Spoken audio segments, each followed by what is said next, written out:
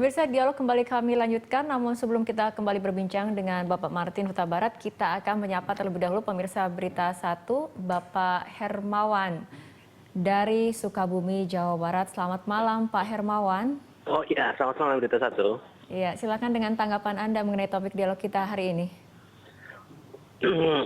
Ya, sebelumnya saya mengucapkan selamat kepada jajaran TNI yang hari ini mendapat panglima baru ya. Tentunya saya harapkan dengan terpilihnya pimpinan baru ini perhatian terhadap pengembangan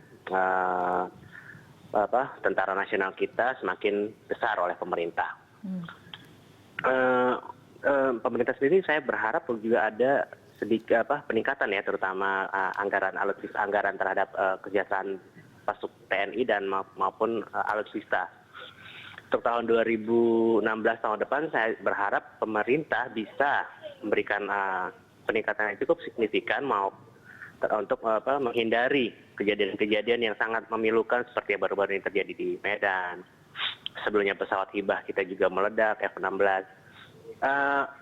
Di sisi lain saya ingin juga pemerintah memberikan perhatian terutama untuk peningkatan R&D ya, persenjataan kita supaya kita tidak tergantung kepada negara lain. Pengembangan secara maksimal pindad untuk bisa memproduksi senjata-senjata yang lebih canggih ya. Itu juga memerlukan anggaran yang lebih besar. Cuman memang ini investasi sih. Pemerintah juga harus tidak hanya terpaku kepada pembelian peralatan baru saja, tapi meningkatkan sumber daya manusia supaya kita bisa membuat peralatan sendiri. Kan bangga juga kalau ada tank buatan Indonesia, kapal selam buatan Indonesia. Tapi itu bisa terjadi kalau kita diberi kesempatan atau diberi dana untuk memberikan R&D ini, Mbak, gitu. Baik, Pak Hermawan, sudah cukup tanggapannya atau ada pertanyaan lainnya? Cukup. Cukup, baik. Terima kasih Pak Hermawan dari Sukabumi, Jawa Barat. Ya, Pak Martin, ini kemudian tadi sudah kita bahas mengenai adanya peningkatan anggaran untuk TNI dan alutsista kemungkinan di APBN nanti seperti itu ya Pak. Tapi ini yang menarik juga adalah bahwa kita jangan sampai tergantung pada pembelian alutsista dari luar, sebaiknya kita bisa mengembangkan industri di dalam negeri sendiri seperti itu. Dan yang paling penting adalah bagaimana perhatian pemerintah pada research and development-nya itu sendiri. Ini bagaimana kemudian dari DPR? Saya melihat bahwa pemerintah beberapa waktu yang lalu sudah mulai mendorong agar pembelian peralatan-peralatan dari luar negeri harus juga mempertimbangkan, mengkaitkan dengan penggunaan kemampuan produksi dalam negeri. Nah, jadi selalu dikaitkan agar supaya materialnya sekian persen itu adalah dari dalam negeri. Sebagian itu dibuat dengan pengawasan luar negeri. Salah satu yang sangat penting itu harus diperhatikan itu adalah soal pembangunan kapal selam. Kita kan membeli 3 kapal selam dari Korea Selatan. 2 itu dibuat di Korea Selatan, tetapi teknisi-teknisi kita, insinyur-insinyur kita juga ikut di sana. Artinya ada transfer knowledge seperti itu ya Pak ya? Nah, lalu kemudian satu lagi akan dibangun di PT PAL di Surabaya, dan ini adalah mereka yang ikut di sana itu yang menjadi tulang punggungnya, sedangkan pengawasan hanya dilakukan oleh Korea Selatan. Nah, ini kan model-model seperti ini juga dilakukan di Pindad, di mana-mana, dan juga nanti akan mengajak industri-industri barang modal yang ada di dalam negeri gitu ya. Jadi selama ini memang kita berpikir apa sebenarnya yang menjadi lokomotif yang bisa menarik gitu ya, menarik pengembangan industri barang modal dalam negeri. Saya lihat ini memang alutsista ini gitu ya, harus itu kita jadikan juga memiliki nilai tambah bagi mendorong pertumbuhan pembangunan sektor industri di dalam negeri kita. Pak Martin, pada saat melakukan uji kepatutan dan kelayakan kepada Panglima TNI yang sekarang, apakah kemudian hal ini juga menjadi program beliau pada saat beliau akan diangkat menjadi Panglima mengenai pengembangan dan juga pembangunan dari industri alutsista dalam negeri itu sendiri? Ya, beliau juga mengutarakan itu. Kita juga banyak menanyakan pada waktu itu sampai hampir tengah malam ya. Jadi dalam dialog-dialog itu kita bisa mengetahui betul bagaimana visi beliau ya. Dan ini kemudian menjadi salah satu prioritas mengenai pengembangan dari industri alutsista Ya, sendiri. itu betul. Itu menjadi prioritas utama. Bagaimana kita menambah anggaran untuk membeli peralatan-peralatan baru, jangan tergantung kepada peralatan lama atau hibah, tetapi dalam membeli peralatan baru itu harus dikaitkan dengan kepentingan nasional kita mengembangkan industri peralatan dalam negeri. Oke, Dan baik. nanti industri peralatan dalam negeri apa pindad, PAL dan sebagainya ini yang bisa menarik. Dia menjadi lokomotif menarik juga industri-industri yang lain Baik. yang diusahakan oleh swasta untuk juga menjadi pionir dalam pengembangan industri kita. Baik, Pak Martin, ini sudah kita terhubung dengan salah satu pemirsa Berita Satu, ada Ibu Ipung dari Purwokerto, Jawa Tengah. Selamat malam, Ibu Ipung. Selamat malam, Berita Satu. Iya, Ibu Ipung, silakan dengan tanggapannya ataupun mungkin ada pertanyaan langsung kepada anggota DPR atau bagaimana? Ya, kepada Bapak Martin. Ini wajah TNI di tangan Gatot. Saya dari masyarakat sipil ingin melihat wajah atau kondisi TNI kita kuat. Selain alutsista diperkuat, juga mohon dilihat untuk kesejahteraan prajuritnya. Jangan dilihat bahwa sekarang ini hanya sedang aman saja. Kita harus waspada.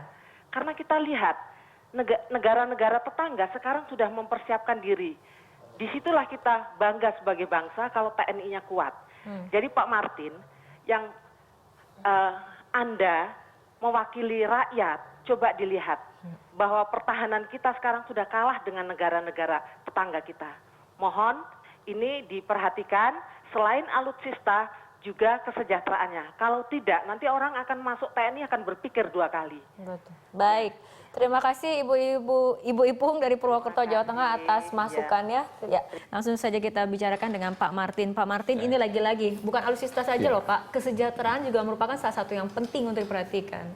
Makanya dari sejak awal tadi kita sudah katakan harapan TNI yang begitu banyak kepada Panglima, salah satu adalah bagaimana menumbuhkan rasa bangga menjadi anggota TNI, sekaligus juga kesejahteraan mereka.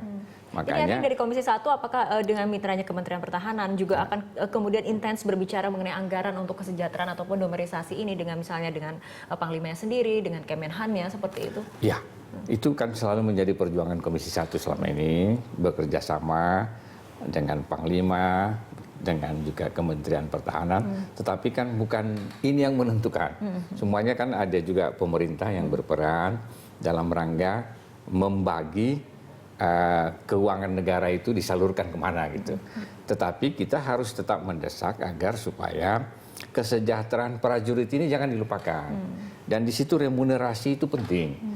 Tentara ini hampir-hampir tidak memiliki sumber-sumber lain kecuali gajinya gitu. Nah, kalau itu kita tahu sangat tidak mencukupi karena ekonomi ini kan sangat berat ya, mengurus anak, keluarga dan sebagainya. Tetapi kalau Panglima TNI concern bahwa remunerasi ini harus terjaga, harus ada. Ini kan belum 100% remunerasi itu bisa dimiliki oleh anggota TNI. Ini juga baru beberapa waktu ini saja bisa dapat 60% lebih ya. Nah, itu harus bisa ditingkatkan gitu. Dan kemudian juga dengan ini mereka bangga gitu. Walaupun gajinya kecil tapi dia bangga sebagai TNI, anak-anaknya bangga sebagai anggota TNI gitu. Nah, itu tugas Panglima itu yang menumbuhkan rasa bangga itu. Ya, karena jangan sampai misalnya pilot pesawat tempur ini sedang bertempur ataupun sedang membawa pesawat tempur memikirkan bagaimana anaknya, biaya sekolah anaknya, biaya pendidikan ataupun biaya yang lainnya seperti itu kan Pak. Nah, seperti kemarin itu kan kita tahu bahwa biaya ataupun honor bagi seorang pilot tempur itu sangat kecil sekali. 1 jam dia terbang itu sangat kecil sekali yang tidak masuk akal kita gitu ya.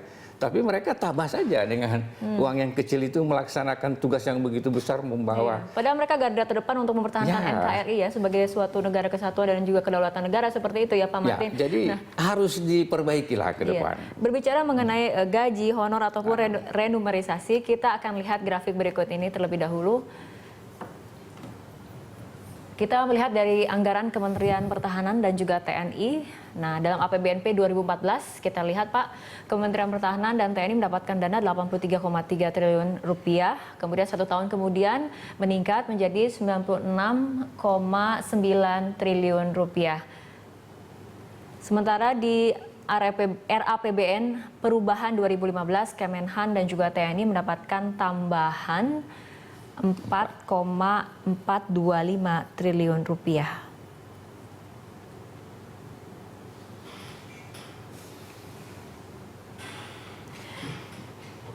Ya, ini artinya dalam APBN 2015 ini kan sekitar 100 triliun rupiah seperti itu ya Pak. Ya. Kembali mengenai anggaran ideal, kalau misalnya kita bandingkan dengan negara-negara lain yang bisa mencapai 2-3% dari PDB-nya, ini mungkin anggaran seperti ini belum mencapai ideal untuk memperkuat TNI gitu. Ya, sangat tidak ideal ya.